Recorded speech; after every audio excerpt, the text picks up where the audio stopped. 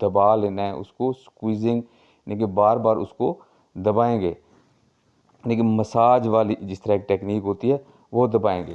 اب دبا کے تو آپ یہ اپنے اس والے بازو کو اس طریقے سے ادھر ایسے 5 ٹائمز ساتھ ساتھ آپ اس کو سکویز کر رہے ہیں، ساتھ ساتھ سکویز کر رہے ہیں، اور یہ ہاریزنٹلی ہم بازو کو گھما رہے ہیں.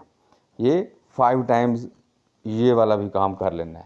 اب نیکسٹ اسی طریقے سے رہے گا. اب ہم نیچے سے اوپر بازو کو لائیں گے، یہ